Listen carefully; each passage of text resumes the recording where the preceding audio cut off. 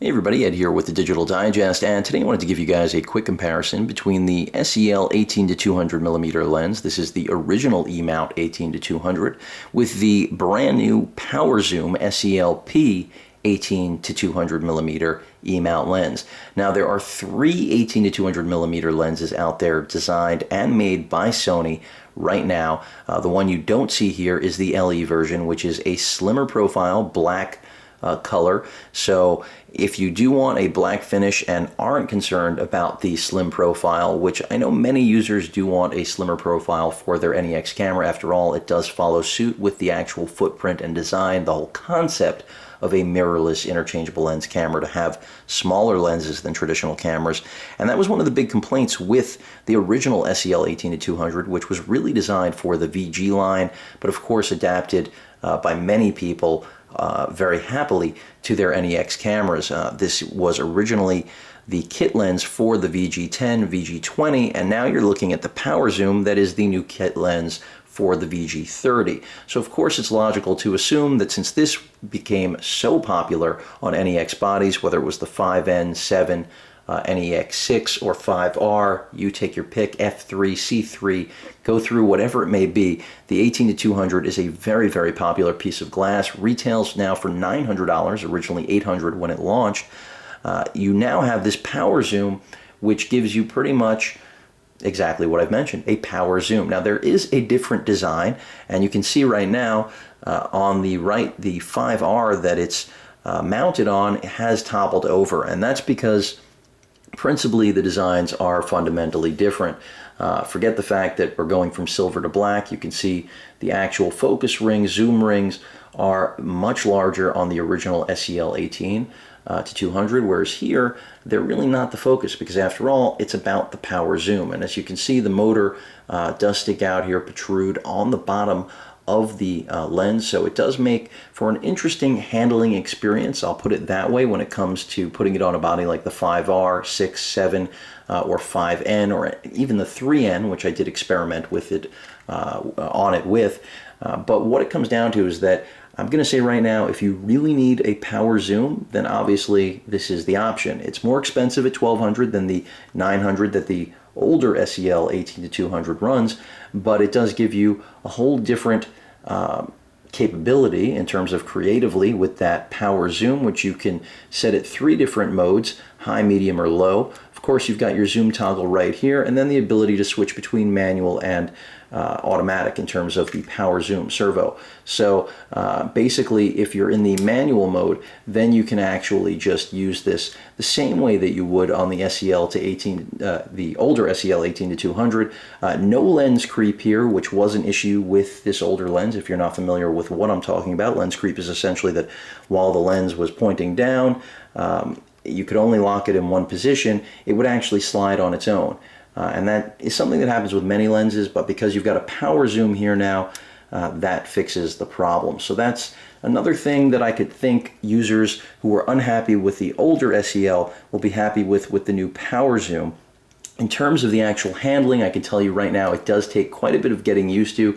You will find yourself holding it from the bottom like I am right now, because that will give you quick access to the zoom either way, whether you want to do it manually or actually use the power toggle there. Of course, no onboard zooming with the 5R. The only body right now that can do that is the 3N, but I do anticipate that newer NEX models will support onboard zooming. It just makes sense to give the capability, the option for those of you who are interested. Focus ring, smooth, very similar to the one on the older SEL, but I do have to say overall from a photographic standpoint, if all you're looking to do is shoot stills, and this is ironic because both of these lenses are video, and there you can see that bottom motor hump making the camera fall over. This lens, the older SEL, is still really my favorite. When you talk about value for performance, it really does deliver. When it was $800, it was an even better value. I think that's why Sony knew they had some room on it, and they still sell really well. It does have the lens creep issue, but it's buttery smooth overall on the zoom here, and because it's got that wider, certainly better ergonomics in my opinion than what is afforded there on the Power Zoom. And that's clearly because really the Power Zoom in my mind works great on any NEX camera, but it is definitely designed for the VG. That's something that I can't really say about this lens. It was designed for the VG, but also, as I mentioned at the beginning of this video, even though a lot of people had complaints about the size, because after all, when you look at this on an NEX body, it is a little bit comical. The end result really is that it still, in my opinion, is the best balance of size and performance, because it does outperform the LE version, both optically and in terms of the optical steady shot. You've got active mode for video, something that the LE version does not have, and the LE version just tends to hunt a little bit more on the long end on focus, in my opinion, something that, even though this isn't the fastest lens out there, nor is the brand new power zoom, you're still going to do better than the LE version. Of course, you are also going to be adding quite a bit of weight, so keep that in mind, but if you're not worried about the size, then this is going to be the best value overall, performance, form factor, everything. So I definitely like the zoom ring on this much, much better. Focus ring also, as I mentioned before, they're really, really similar. If you're able to get these lenses in hand, you'll see that the focus rings are almost exactly the same on these two. But when it comes to the actual zoom ring, a completely different ballpark. Also, you've got a much more traditional feel here with the older SEL-18200. So again, even though it was also designed really to live on VG camcorders, which are APS-C mirrorless camcorders that are part of the NEX family indirectly, or directly I should say, since they share the same sensor and mount, that E-mount, which is a great thing if you own both, because you can hot swap your lenses, go crazy, something that most people cannot do. What other system really exists like that, especially at this price point and at the VG price point? But the point is, if you're looking strictly for a still experience, even though this was made, as I keep saying, for VG, this is going to give you the most, photographic-centric experience among the 18-200 lenses if you want all-around performance. Now, the LE is certainly going to feel better balanced, also give you a black finish on that slimmer body. I don't have it here, as I mentioned. That one's going to, at least from the look of it, in my opinion, again, also be more focused on the photocentric, but this outperforms it in the video department, so that's where I say it can really do more than the LE, and the LE is only a little bit less money, so it's not going to help you out that much in terms of your expense. Still a very expensive lens. So you're looking at, really, I believe it's $850 now, also firm, so a $50 difference.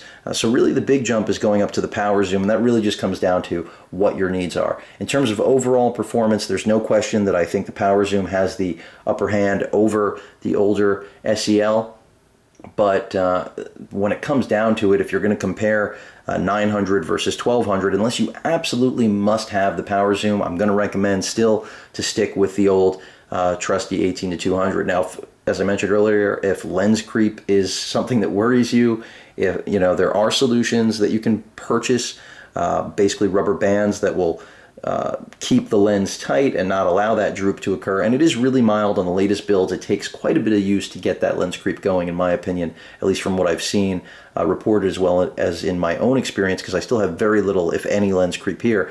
But you're not going to have that here, without question. So even if you never use the power zoom, have no plans to, then just maybe from that perspective, I suppose maybe you would want it. But otherwise, there are, in terms of actual construction beyond the power zoom, you've got the same aperture range, so you're not looking at a faster piece of glass. There are more elements, and I have noticed that overall performance is better.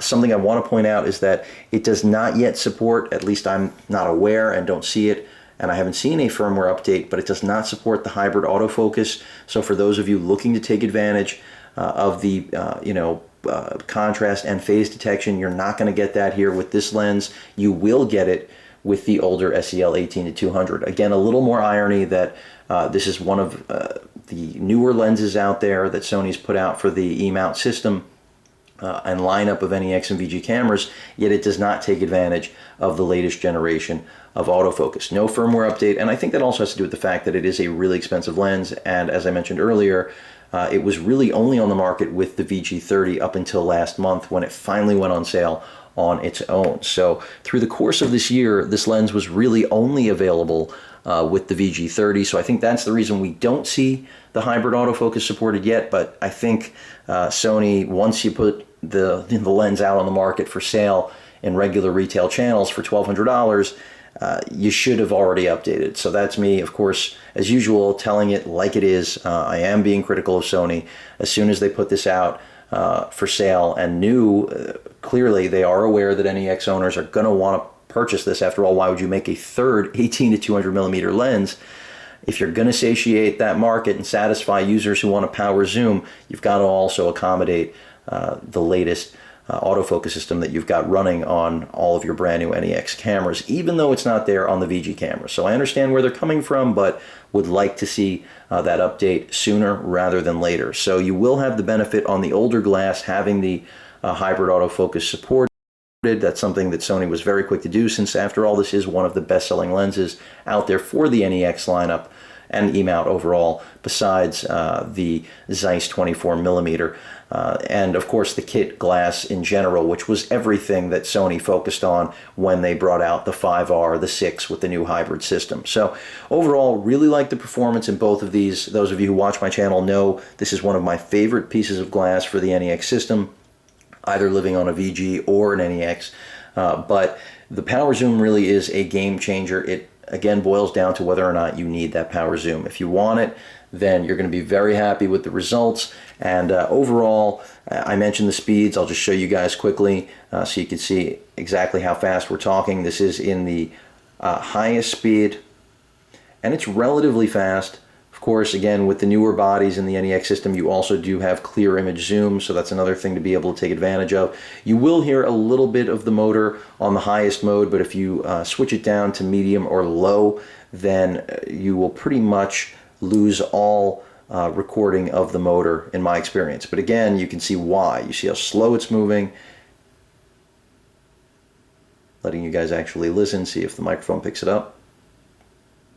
Looks like it is not audible to the mics I'm using here. So the point is that the higher zoom going to get recorded on body, the medium and low settings will not. But of course that can be solved rather cleverly by just switching back to manual and forgetting about power zoom. And that's what I really like about this lens. Again, it does really live on the VG30 for me, but if I ever do want to use it with any of my NEX or E-mount based bodies, systems I should say, I know that this is going to give me the best of both worlds. And optically, as I've said throughout the course of the video, I do think it's giving better overall results both in the still and video department than the older lens, and it should. It's a lot more money, and I don't think it's just because of the power zoom. Obviously that is the key feature of this lens, but the extra elements in there do actually compensate for something. And at the end of the day, from what I've seen so far, even though the autofocus is the speed is about the same, and that's granted that it hasn't been updated. It will once it gets that update. Then I expect to see some real performance differences, and that's where the number of elements maybe will come into play, and we'll see a real difference. But right now, where things stand, autofocus is really comparable, very close. And considering this one does support hybrid, as I mentioned earlier, that says a lot about how much this lens, the power zoom, could benefit from Sony updating firmware. So if you guys have any questions or comments, please feel free to post them. And of course, as usual, please feel free to subscribe. Later.